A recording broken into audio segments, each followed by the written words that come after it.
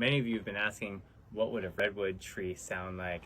I'm standing in one right now, and it seems like there's some redwood saplings that are here around it. I have my PlantWave, and we can connect and listen. So all of the instruments you're about to hear are going to be played by this plant.